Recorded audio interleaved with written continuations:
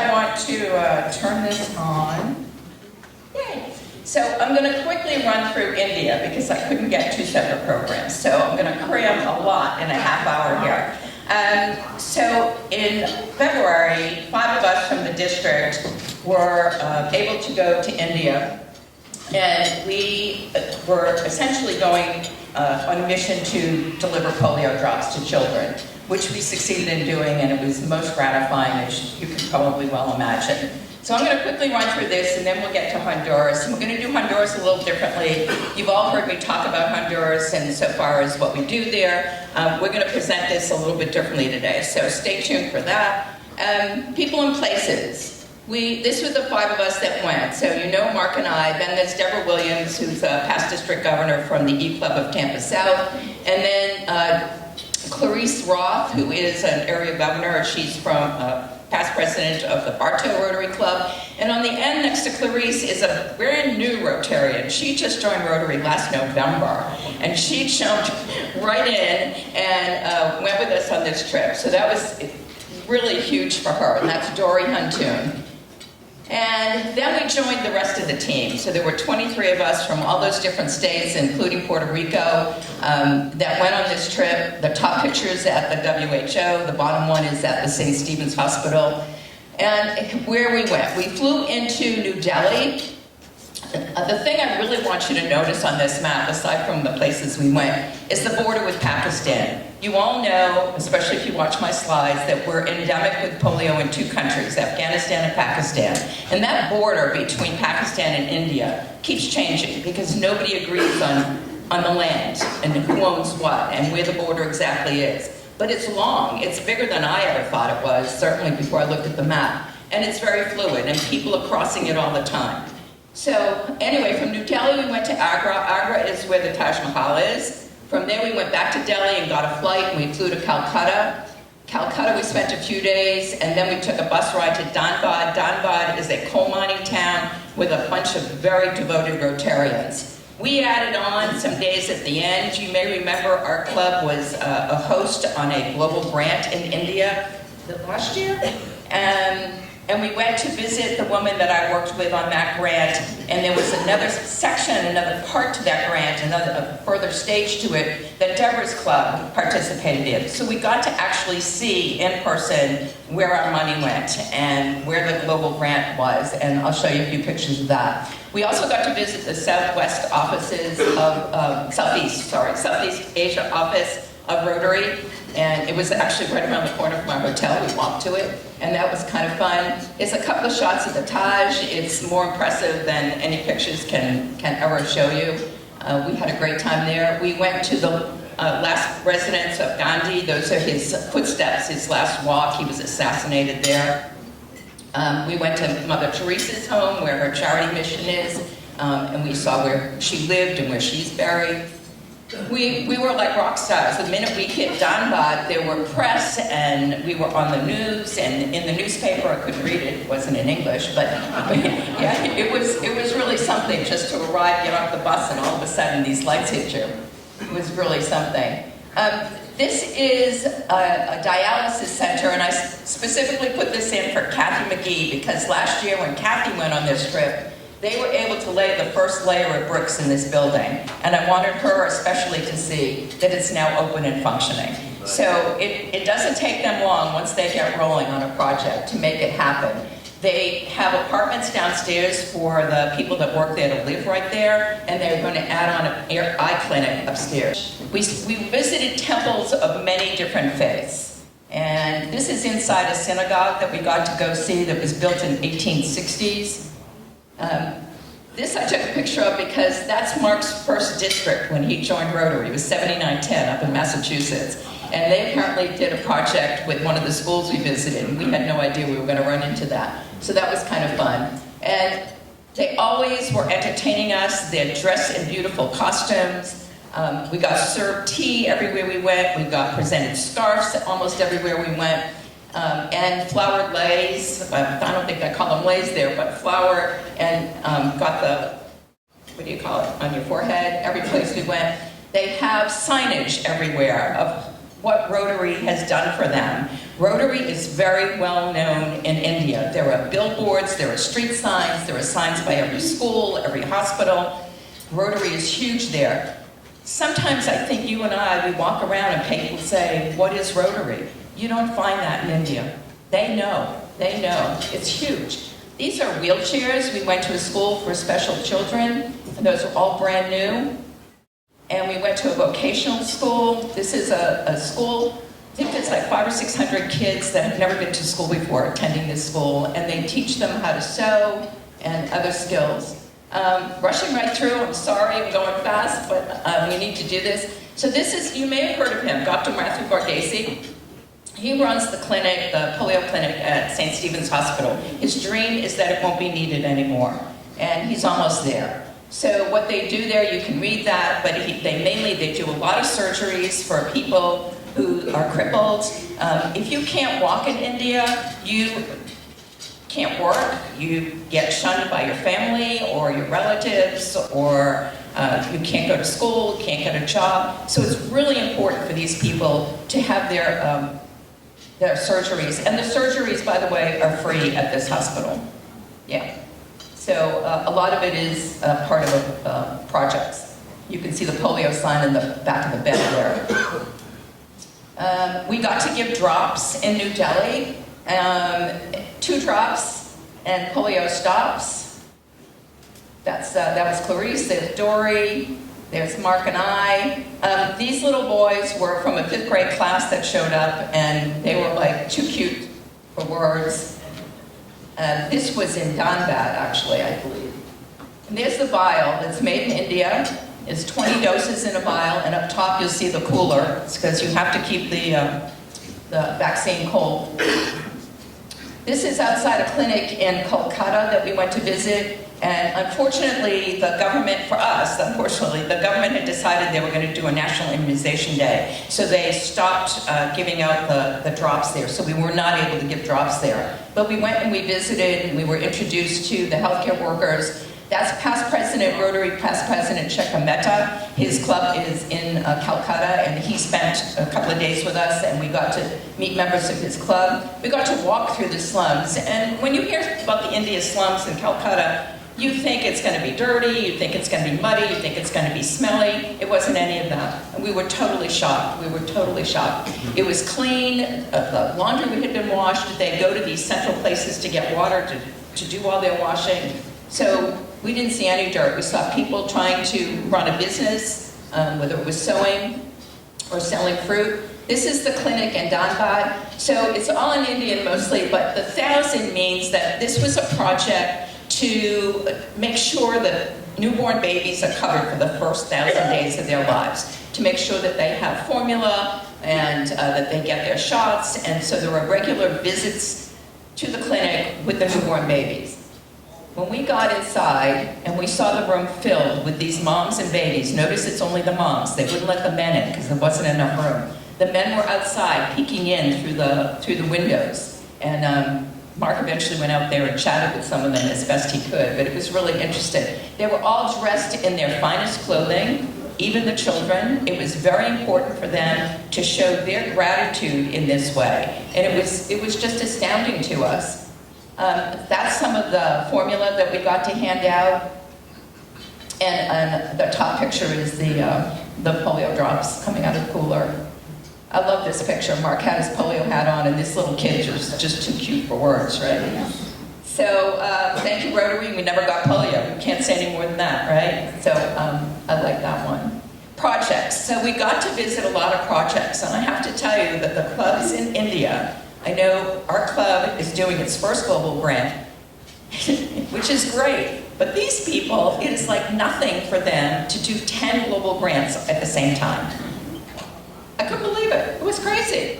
So this was at a hospital, and you can see that several of those mention Rotary. And Rotary funded the dialysis center and the radiation machines and all this other equipment. This is at the Sub-Health Center, which was part of the global grant that we were on. And this is the clean water station. The benches are all marked. This is the solar power panels, and there were the signs with our club names. And I've seen pictures of this before, but I gotta tell you, when I actually got there and saw it in person, I like lost it. I was in tears. I was just like so emotional. I couldn't believe that we actually were making an impact on these people's lives just by putting our name on something. It was really incredible. This is a list of all of the equipment we supplied. That's me after the cry. and that's Deepa. She was my cohort on the other end in India, and I'd never met her before, but I had worked with her, and I would look forward to working with her again. She was very thorough in her reports and keeping me apprised, and Deborah on their end, on the one they did, of what was going on. This was an interesting project. I'm almost done. In a small village in the middle of nowhere, and if we'd been kidnapped on the way to this place, you guys would never have seen us again, because I have no idea where we were. But these people could come and put a coin in a slot and get clean water. And then in the back room behind that picture on the left is where they filter the water, so it's clean water. And they come with these 5-gallon jugs and fill them up, and they get back on their motorbikes and off they go. We also went to a farm where they take manure and they transform it into cooking gas. This woman was thrilled. You can see the smile on her face, but she gets to cook with gas. She was thrilled.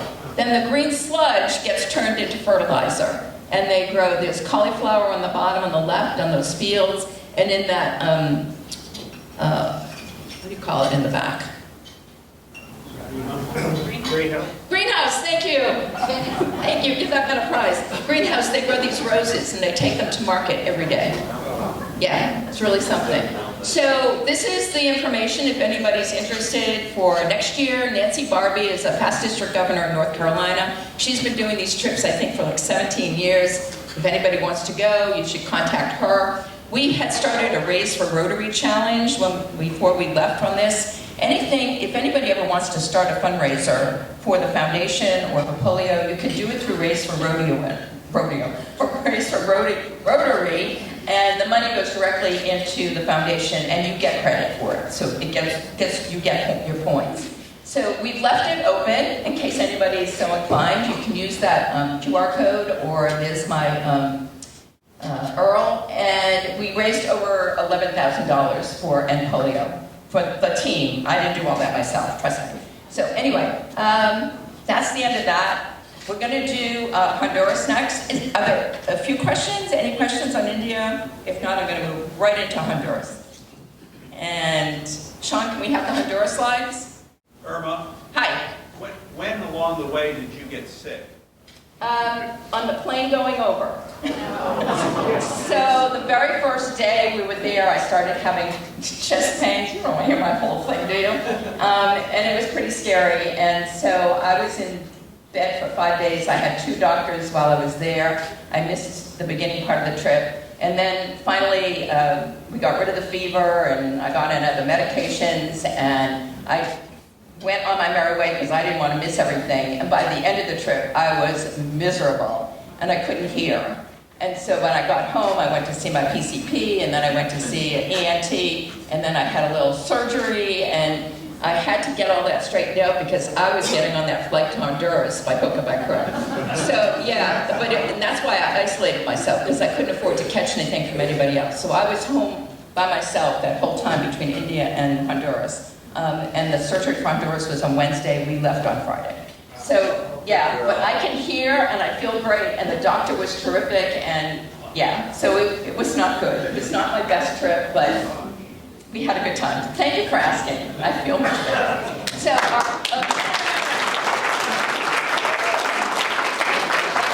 so this was our Honduras team. Some of those names you'll recognize. There's the Philpott family and the Walls family, my husband, Michelle Emerson Lewis from our club, and her husband Jason, who's president of Lakeland Sunrise.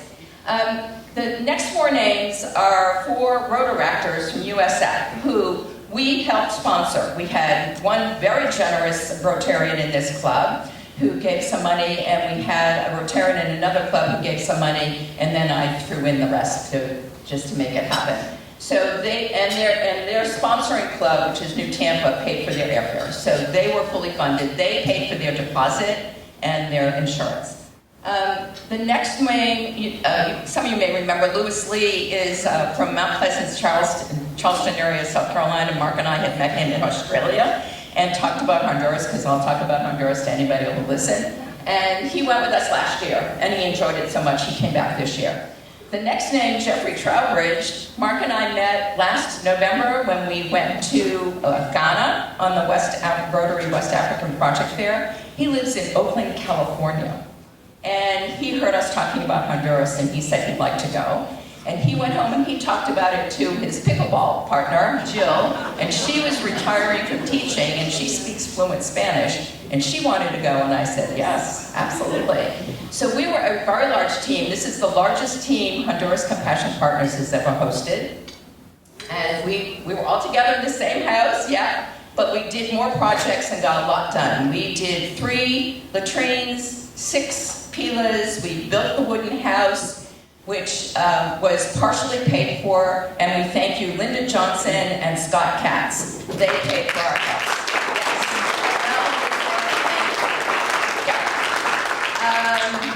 And we painted a school, and we played nerds, and we drank a lot of rum, and we had a lot of fun. Yeah, it was great. So there we are, our first team picture after arriving. And then on our last day, a team shot with the La Paz sign downtown. And I want you to meet the USF Rotaractors. They are terrific. And they worked their little butts off. They had some experience, some of them with tools, some of them knew nothing. But they pitched right in, and they had a great time. That's Lewis in the center with them at the airport before we left. And there we are in one of the vehicles on our way. That's Ben on the right, Aiden on the left, Michaela behind, and Genesis, who's going to be the co-president of their club next year. They're all active in their club.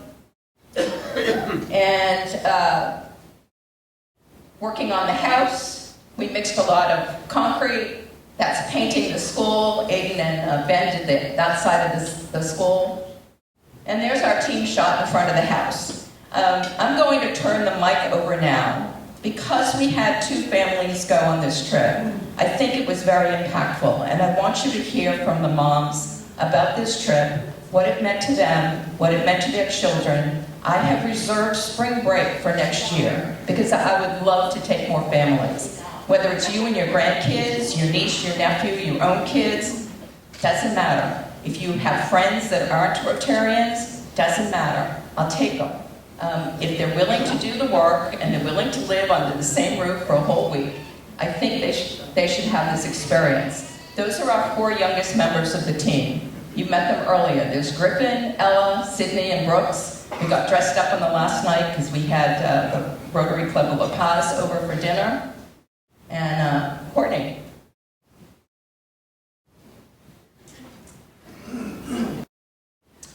Hi everyone, thank you for letting us come and speak. And Bryce brought this idea to me last spring break actually, and I was super apprehensive. I had to get over my fear. I trust him, I trust Rotary. I'm like, okay, this has to be, I've seen the pictures, I've seen the video. This looks amazing, but you still have, as a mom, you're taking your 9-year-old and your 13-year-old over to a third world country. You're a little apprehensive.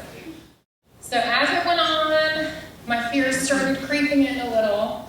Amanda can vouch that she got a very late night message from me on Messenger on Facebook. So we didn't even have each other's numbers, and now we're fast friends. And that's how it went with this trip. We all became friends. We're all a family now. I think we were almost crying when we got to see each other again today. But Amanda laid all those fears to rest. She said, listen, I didn't have my husband. I took Ella 2 years ago by myself and had the same reservations. And I'm here to tell you, she was 100% right on all of it. The second that we touched down at the airport, Jonathan and his crew were there to meet us with open arms, and guys, it was the most phenomenal trip. My family's life has changed forever because of it. Irma, thank you for pushing us to go, because, My daughter was carrying sand bales, Brooks, and now is a rebar expert. I feel like we could go build a house. We can mix concrete. But the safety aspect, in all honesty, I was terrified. But I have felt more scared in places like Lakeland. They had police escorts for us if we were ever out in any public situation. They're just so beloved in the community because of what they've done. They welcomed us, their smiles gave everything back to us, and that was all we needed to know. So rebar expert. So Amanda said one other thing to me. Sorry, I'm going to keep bringing you up because you really did. I was very close to saying, we can't go on this, we're not doing this. And I'm just so glad that you gave me that reassurance. And I would give any mom, spouse, husband, as a parent of a 9-year-old who went over and did this. Brooks, was this your, what was it? He said to us, number one, he was ready to go back and join the Honduras soccer team. The kids at the school that we painted invited him to come back for the tournament. And he said, Mom, can't we go back? We can go back and right? So he's wearing his Honduras soccer jersey that he's ready to go back and put his skills to test. But it was their favorite trip. We've taken them a lot of places, and they said to us halfway through, Bryce said, guys, what do you think? Sydney and Brooks both will attest. Was that one of your favorite trips? Or the favorite trip? The favorite, yeah. They cried the day they had to leave. So I don't want to take up too much time, but I will tell you, do not be afraid. As a family, take your kids. It was life-changing.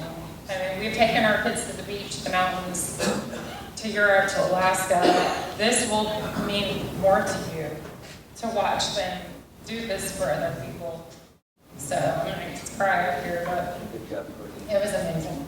And the last thing that I want to say is to my husband, in this club, I was so proud to be there as a spouse. So to any spouse, I would tell you going, and I know Ryan would attest to this too the whole time, we were like, gosh, they're all talking Rotary. Well, they made us feel completely welcome. And we were one of the team. And you all know how much Bryce breathes and bleeds this club. And it was incredible to see the work that you guys have done and your money that's been put towards the global grant that you worked so hard on, to see what is going to happen there because of all of you. So I want to just tell you thank you for allowing us to give that lesson to our children. It was incredible for them to see what their dad worked so hard on and what all of you worked so hard on. And just the smile on all their faces, on the kids' faces that had nothing.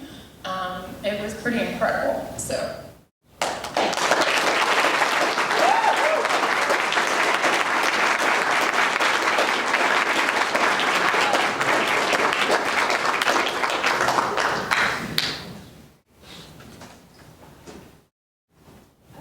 My turn. That's a tough act to follow because I'm a little bit of a seasoned veteran, I guess, since I've been to Honduras before. But the word for me for this trip is relationships. And I'll tell you, the night we went out to dinner at a restaurant, we ran into another group that were clearly Americans sitting right inside the front door. Like, Americans, hey, where are you guys from? And they were like, Tennessee, Lakeland, Florida. And I couldn't believe that we had just run into somebody from Lakeland, Florida in the middle of this restaurant in La Paz, Honduras. So they were folks that had they lived here in Lakeland and ran Camp Gilead. And now they live in Tennessee and are running a church camp up there. So we're talking to their group a little bit about what they were doing, and I'm not trying to be disparaging, but they were like, yeah, we taught a couple classes at the school and we're doing a vacation Bible school on Saturday. And what have you guys been doing? And Ella and I were like, we built a house, we built 6 latrines, 6 villas, 3 latrines. We met basic human needs while we were here. And I was feeling a little bit smug about that. that night we were talking to Jonathan too, and he said you know Jonathan Zelaya, that's who we've been referencing. He's who runs Honduras Compassion Partners in country in Honduras, and he said, yeah, it's important that we build all of these things, but what's most important is that you're building relationships. And that hit me this time around. And you are going to see that through our pictures, and you've already heard it through what Courtney had to share with you all. It was also Ella's second time going. So she has relationships. She already knew some of the staff people there in Honduras. And I'm delighted to tell you that the first day that we rolled into the neighborhood in which we were going to work, our family was assigned to the crew that was going to build a latrine. And as we were driving the van up to the family's house where we were going to start building this latrine, a girl came out, one of the children, and Ella looked out the window and she was like, "Mom, that's Dulce." Recognized her immediately from our trip from 2 years ago. Now this little girl's memorable looking. She's beautiful eyes and beautiful hair. But it was Dulce, and it was her family. We met her 2 years ago doing a feeding program, and this time we got to go back and build a latrine at her sister's house. And when I got out of the car, I said in my very elementary Spanish to Dulce, "I remember you. I have a picture of you on my phone. My name's Amanda, your name's Dulce." And she was like, she didn't really remember me until I pulled the picture out, and she took my phone and she ran around to all of her relatives with it and was pointing to her younger self, and they were all delighted by that. And then Dulce ran into her house and she changed into the outfit that she had on in the picture from 2 years ago and came back out in the same outfit. And Ellen and I were like, "That's crazy, that's so cool." But relationships. So because the Honduras Compassion Partners folks know Ella, and because Irma and Mark know Ella, and this club knows Ella, Ella had some really unique opportunities this time around. Ella got the opportunity to go and teach a class, more like facilitate a book club at their adult school that they host on the weekends. So there's Ella with an interpreter leading a book club for ninth graders in the adult school that they run there, which was amazing. What a great opportunity for her to take her love of reading and books and be able to share it in another culture with other people. Another opportunity Ella got while we were there is to make a connection with one of the local Rotarians, whose name is Claudia. And, you know, Irma, myself, Michelle, we have friendships with the Rotarians from La Paz. We're friends with them on Facebook. They know what's going on in our lives, and we know what's going on in theirs. And Claudia owns 3 coffee shops. More than that, she also has a coffee farm and distributes coffee globally. But she heard that Ella works as a barista in the student-run coffee shop at her school, and she invited Ella right behind the counter to learn about Honduran coffee and run her machine. And later on in the week, we had a coffee tasting, and she invited Ella to help barista and make the coffee for all of us for our coffee tasting. So what cool opportunities my children have been able to have because we've said yes to these opportunities to go and travel abroad and serve the people of Honduras. The relationships with the Rotarians that my kids have now are invaluable. I feel like Mark and Irma are like a third set of grandparents. I look at Ella nodding her head, she feels the same way. Ella got up and spoke. I keep talking about Ella. Griffin did great things too. I promise. I'm not talking She got up at the end of the week and said to the Rotarians from La Paz how much Rotary has meant to her growing up and being able to watch, serve along with her mom, have these opportunities because of the Rotary Club of La Paz and the Rotary Club of Lakeland, that she just feels like a Rotarian even though she's not one yet. So I appreciate that. I appreciate those relationships a lot. And Griffin really had a great time. I think Brooks did too. Meeting the staff and the other folks that kind of come around our team when we're there. So the Honduras Compassion Partners has 3 permanent staff members right now, but when there's a large team like ours, they bring on some independent contractors that are translators, so that every team that goes out has its own translator with it. us everywhere we go. And the translators are just really cool people. They have interesting stories. Most of them, their English is impeccable and their Spanish is impeccable. And Griffin got to know these guys and pal around with them. He's friends with all of them. They're following each other on Instagram now. He's telling me what Rafa's doing. Rafa was the photographer that was with us that we just had a wonderful time bonding with. And so again, that's invaluable opportunities for my children to have international friendships now. So yeah, I think the word of the week for me was relationships. But I will share with you, like Courtney said, to be able to teach our kids lessons that impact not just them, but our whole family. We got home from Honduras, our car battery was dead in the airport. We got into our house and started our first load of laundry, and the laundry machine was not working. It sounded like quarters had been dumped into the mechanism. We were like, what a bummer. And Griffin went to wash his hands at the kitchen sink, and he just flipped the water on. That's what we all do, right? And he stopped and looked at the water, and he turned this water back off, and he stepped away from the sink, and he looked up at me, and he said, Mom, he was like, that trip really put a lot of things in perspective for me. Just the simple running water. Yeah. So like Courtney said, we're family now. I felt that same way about the first team that I went to Honduras with, and I feel confident that those of you that come with us next year on spring break would feel the same way too. So, Irma, are you going to wrap it up for us? Yeah, I thought so. Yeah.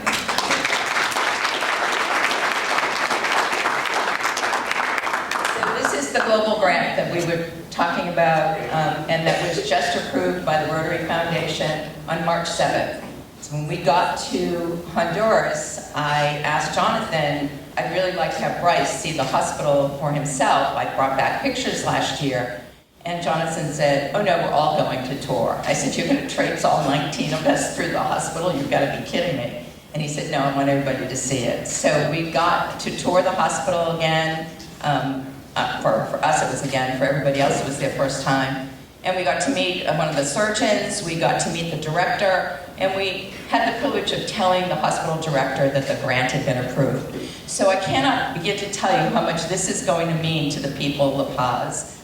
Bryce, do you want to come up and talk about your experience in seeing?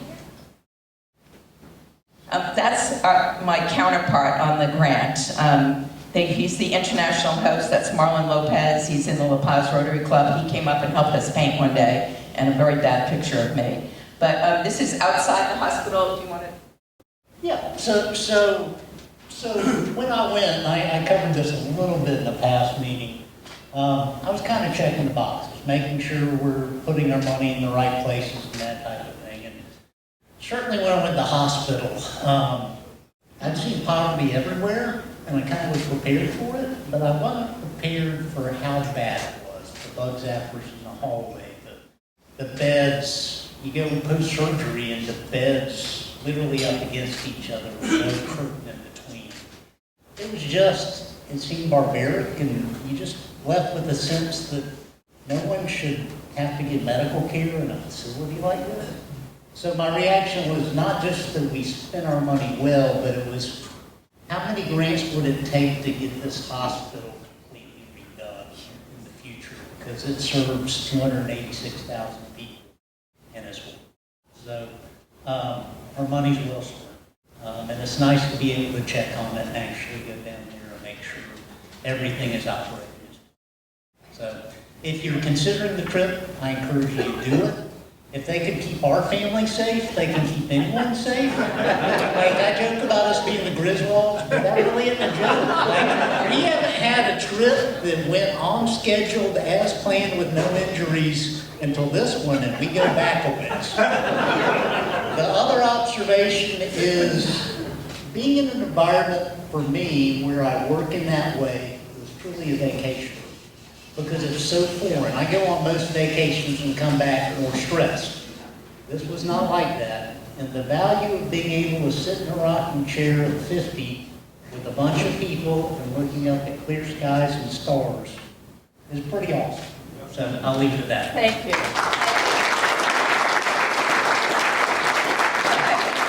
Very quickly and very briefly, I want to show you what the ortho unit's going to look like. Sean, if you can run that little video.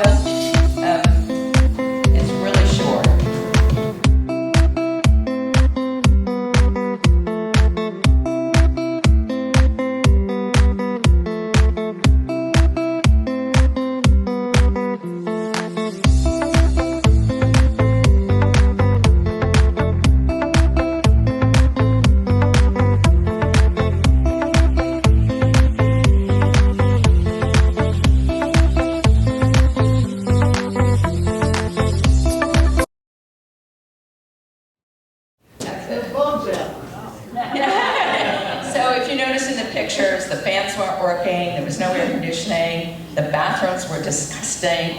So hopefully this will change it all. And the grant is fully funded. The last check for cash came in today. Once I send the deposit slips to the foundation that the cash has all been received, they will release the DDF and all the other funds to our account, and then we can transfer money to Honduras, and they will get rocking and rolling. So I suspect the pictures next year will be totally different. That's all I have. I have 3 minutes to spare. Any questions from anybody? Anybody want to go next year? Yes. Ella wants to go. Ella, do you want to say anything? Or did your moms get it all out? I mean, she kind of stole my line.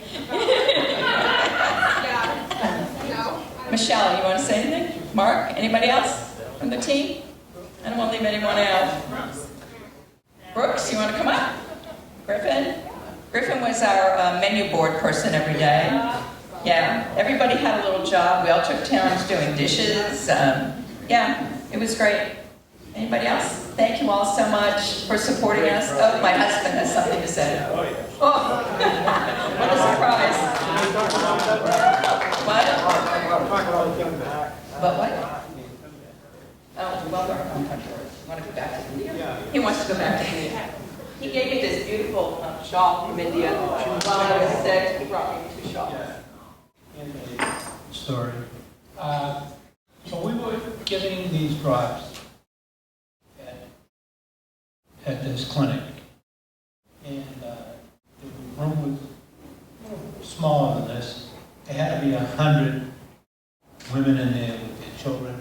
Women were dressed in their Sunday best. The children all had new clothes. It was quite a sight.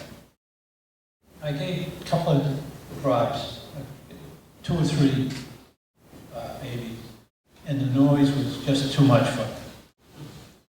And the husbands were outside, there were no windows, but they were looking in at what we would think would be a window with no glass.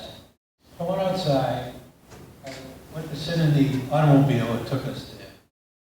And I sat down for a couple of minutes, and then I got out, and I was surrounded by the guys. And I'm like, what are they doing? Why are they here? So they wanted to talk to me. My Hindi isn't very good. Their English was almost as good. So what I learned was that the 3 I was with were all engineers. They had graduated from the school we went by, the mining school. This is coal mine country. And they all worked in some part of it. There were different kinds of engineers. I never figured that out. And then they wanted their picture taken with me. So that was easy. Then they were done, and I sat down, and I got out to go back in. 3 other guys come. Their English was even worse. So we kind of did smoke signals or whatever we did, and they were interested, but they all wanted their picture taken because we give them hope. I went back in, and our team was in one corner, and this young girl, she was in her early 30s, came up, and she had a younger, like, sister, or maybe it was her child, I don't know. And she got down and she started to touch our shoes. And then with her hand to her mouth and sent a kiss.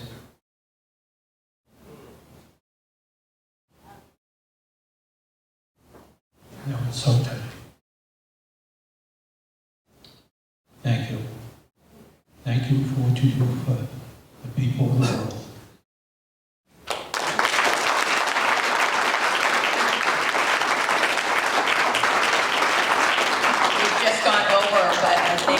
Said is a good way to end. I want you to notice we did come back with banners. We met several Rotary clubs over there, and we did banner exchanges. thank you all very much for listening, and thank you for my team for showing up today with our shirts and everything. And if you have any interest in going next year, please reach out to me. Thank you.